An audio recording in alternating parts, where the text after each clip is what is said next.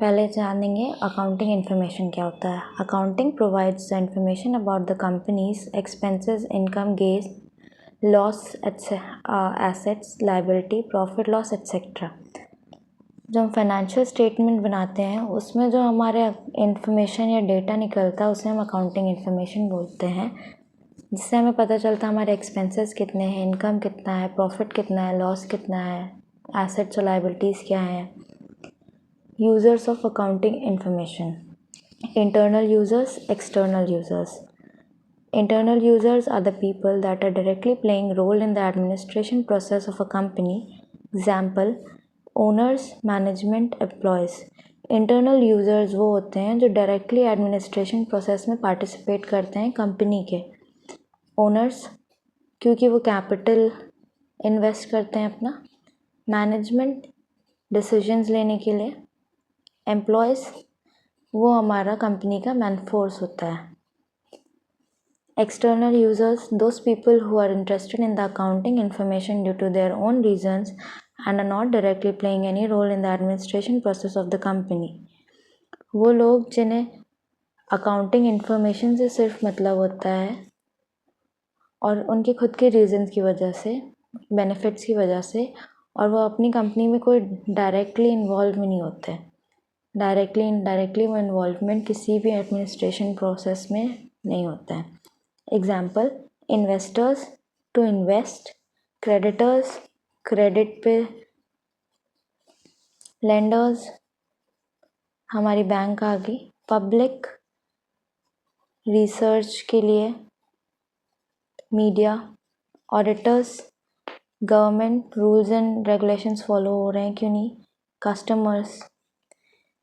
The next topic is difference between financial accounting and management accounting.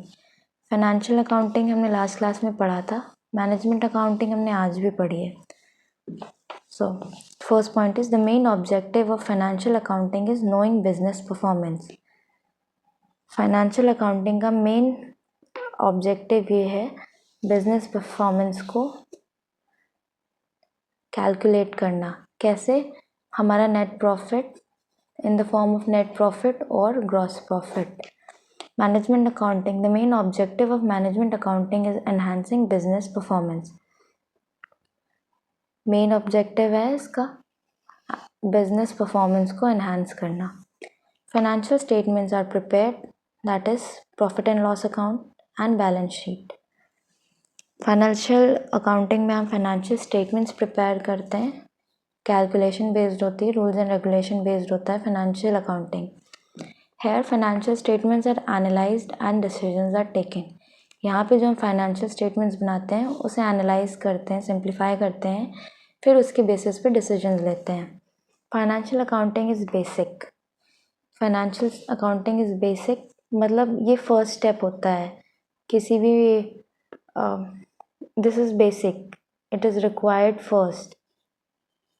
It is done after financial accounting is done. ये financial accounting के बाद करते हैं। Journal, ledger, trial balance, profit and loss, balance sheet, ये सब financial accounting के financial statements बनते हैं। Ratio analysis, cash flow, funds flow, budgets are all part of management accounting. Financial accounting basic है, मैनेजमेंट अकाउंटिंग एडिशनल है। Financial accounting basic कैसे है? क्योंकि ये बहुत पहले से प्रैक्टिस होती चली आ रही है, लेकिन मैनेजमेंट अकाउंटिंग को अभी ऐड किया है, इसलिए एडिशनल बोलते हैं। This is recent.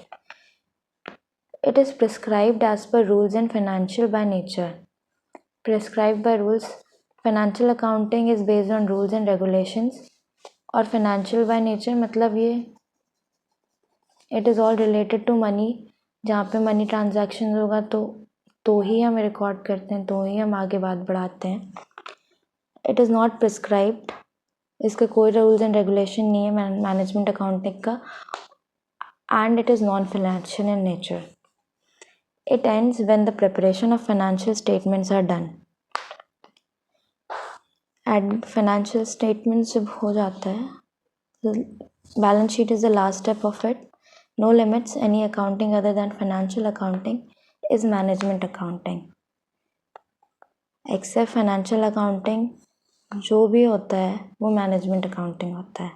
Thank you for today.